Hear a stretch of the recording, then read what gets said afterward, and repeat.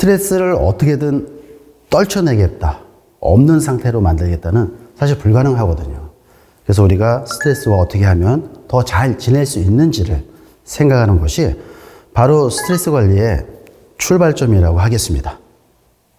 자, 스트레스에는요, 되게 강한 사람과 약한 사람이 있어요. 이건 무슨 말이냐? 스트레스 상황에서 견디는 힘이 좋은 사람, 또 되게 나약한 분들이 있거든요. 이 포인트가 바로 신경성입니다. 이 신경성 특성을 제가 설명드릴 테니까 여러분들이 한번 들어보시면서 저건 내 얘기네 하실 수 있거든요. 자, 이 신경성 특성을 가진 분들의 대표적인 몇 가지 괄목할 만한 장점 혹은 단점들이 있는데 한번 설명해 볼게요. 자, 굉장히 이분들이 예민합니다. 이 신경성 말 그대로 되게 예민하시기 때문에 예를 들면 이런 거예요. 여러분 여행 가셔서 잠자리 드신다고 하면 잘 주무시는 분이 있거든요. 별 신경 안 쓰고, 이런 분들은 머리만 대면 잔다, 이런 분들이 있어요. 이런 분들은 신경성 점수가 낮은 거예요. 그러니까 예민하지 않죠.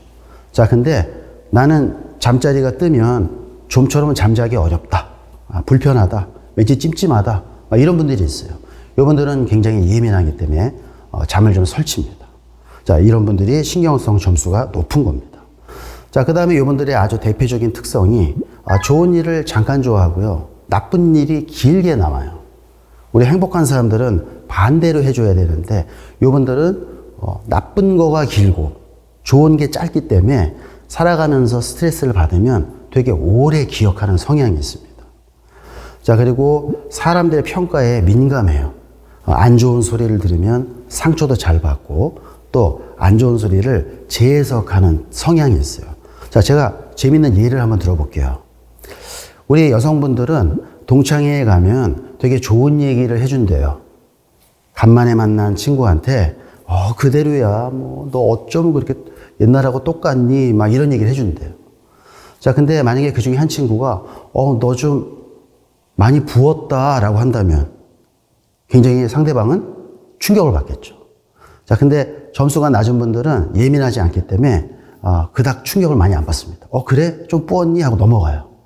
근데 이제 굉장히 예민한 분들은 속으로 굉장히 삭히면서 표정 관리를 합니다.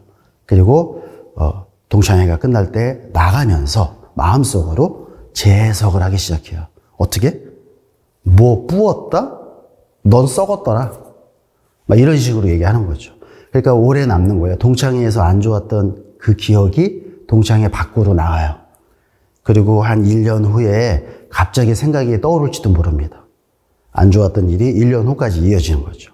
그러니까 굉장히 신경성이라는 특성은 예민하고 상처가 오래가고 이런 특성이 있어요. 또 하나, 이분들은 과거의 일에 대해서 후회를 많이 해요. 여러분 좀 후회하는 게 누구나 있으실 텐데 대부분의 후회 리스트를 보면 직장인들은 내가 왜 이 회사를 들어와서 이런 후회를 많이 한대요. 내가 왜 이 직업을 가져서. 그 다음에 이제 결혼하신 분들은 어떤 후회를 할까요?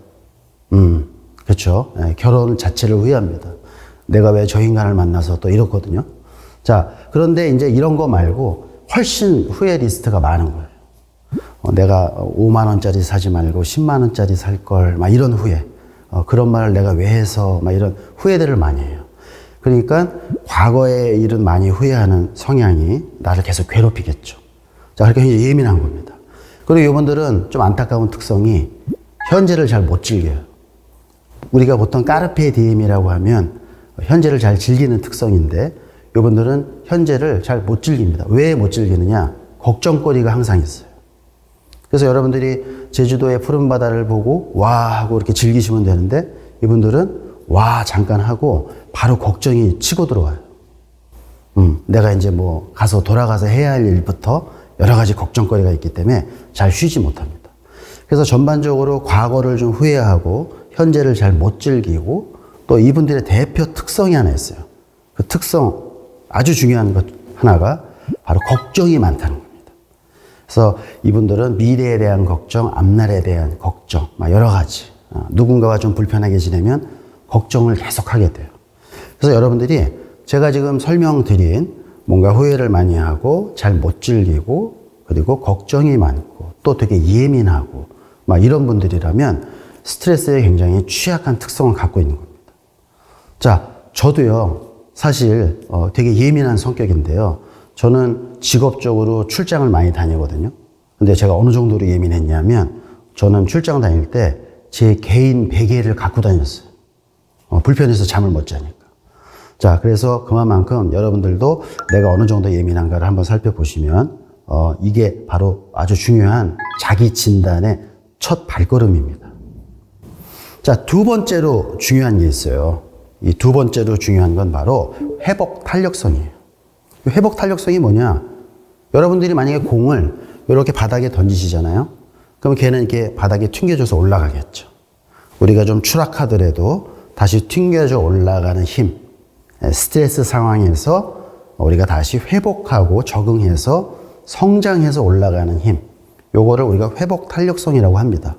근데 만약에 공을 던졌는데 그 공이 그냥 튕겨 올라가지 않고 바닥으로 지하로 쭉 내려간다면 우리 회복 탄력성이 굉장히 떨어진다고 할 수 있습니다. 자, 이렇게 회복 탄력성이 중요한데 여러분의 회복 탄력성이 어느 정도 되는지 한번 제가 재미있는 사례를 하나 보여드릴게요. 자, 만약에 여러분이 이런 상황이라면 어떻게 생각하실지를 한번 상상해 보시는 건데 우리 회복 탄력성에서 정말 중요한 핵심 바로 설명 양식입니다. 요건 설명 방식이라고도 하는데 이건 무슨 말이냐? 어떤 안 좋은 일이 벌어지면 그 일이 왜 하필 나한테 일어났을까를 자기 자신한테 설명하는 방식이에요. 자, 누구나 여러분 그런 거 하시죠? 예. 내가 지난주에 로또 많이 샀는데 왜 안 됐을까? 뭐 이러면 자기 자신한테 설명하실 거 아니에요? 예. 근데 이 설명하는 방식이 좀 부정적인 사람이 있고 긍정적인 사람이 있습니다. 요게 좀 부정적인 사람이 회복 탄력성이 떨어지는 거예요. 공 던지면은 튕겨져 올라오지 않거나 살짝 올라오고 끝나는 사람이죠. 자, 만약에 여러분들이 지난주에 결핵 진단을 받았다고 하면 그리고 새벽에 기침이 나서 이렇게 봤더니 피도 난 거예요. 그러면 여러분은 그 상황을 스스로에게 어떻게 설명하실 겁니까? 자, 저는 이 얘기를 하게 된 이유가 있는데요. 바로 제 친구의 실제 경험입니다.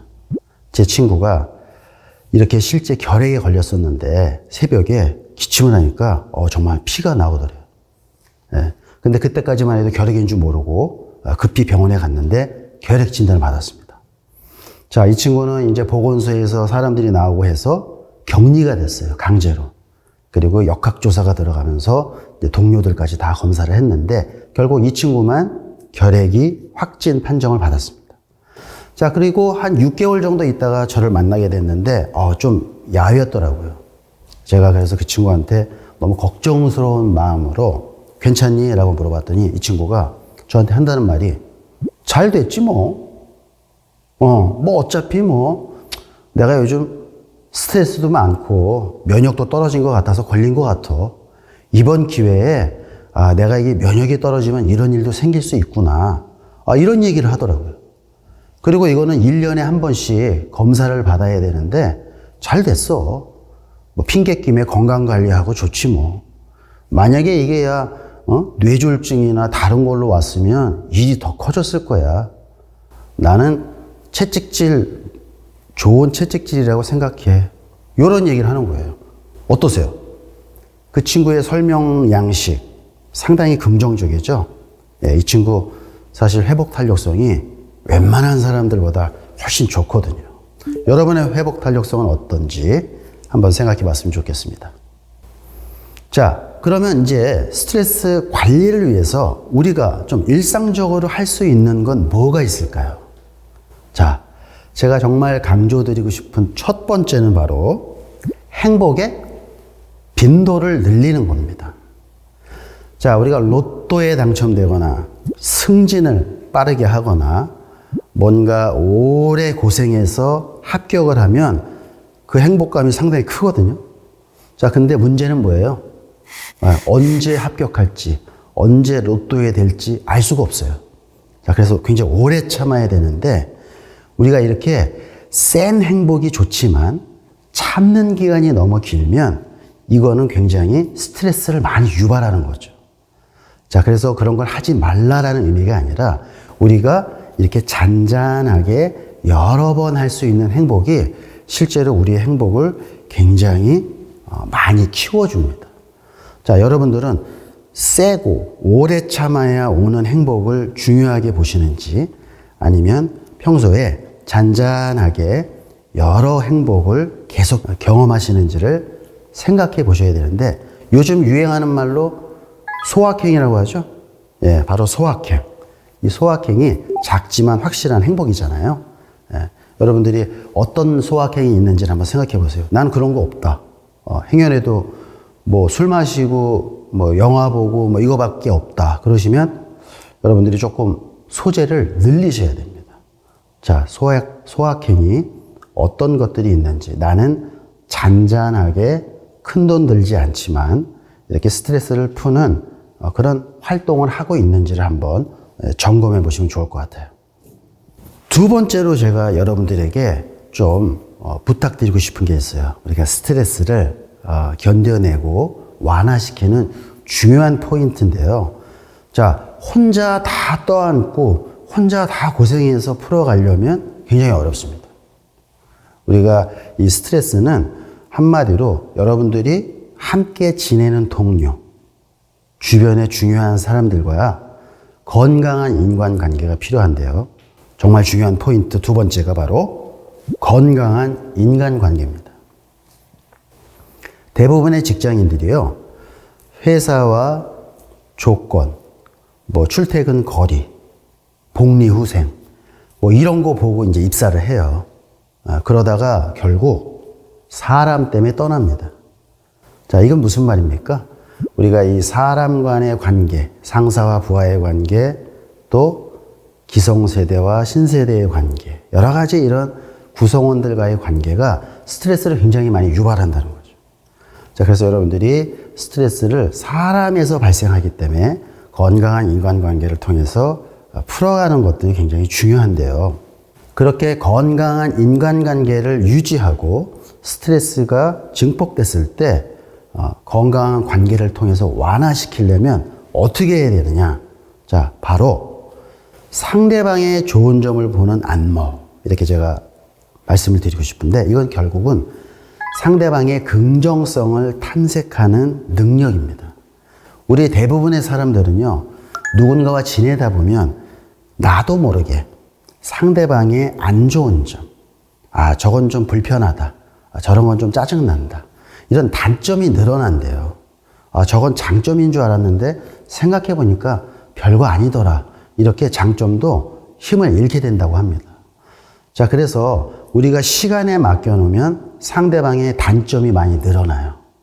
그러면 사람 간의 스트레스가 더 증폭되겠죠. 자, 그래서 여러분들이 상대방의 장점을 보는 안목이 중요한데, 자, 우리 상대방의 장점을 보는 안목은 어떻게 하면 내가 좀 확보할 수 있느냐? 자, 첫 번째는 시간에 맡겨놓으면 안 된다는 거예요. 즉, 우리가 여행 한번 갔다 오시면 그 여행 갔다 온 사진을 자꾸 들춰보는 분이 있어요. 그러면 그분은 그 여행의 좋은 감정과 느낌을 계속 유지하는 거죠. 사람도 똑같습니다. 내가 저 사람 뭐 술 한잔하고 얘기 한번 해서 좋은 느낌 받았다? 근데 그 다음에 자꾸 앨범을 들춰보셔야 돼요. 이 사람 저런 게 좋지. 저런 건 배울 게 있다. 저런 장점이 있었어. 이렇게 중간중간에 좋은 점을 봐주셔야 되는데 그렇게 하지 않고 그냥 일상에 바빠서 지내다 보면 한마디로 좀 관심이 떨어지면 안 좋은 게 이렇게 덮어쓰기를 하게 됩니다. 자, 그래서 여러분들이 중간중간에 상대방의 장점을 찾아서 보는 것. 이게 굉장히 중요한데요.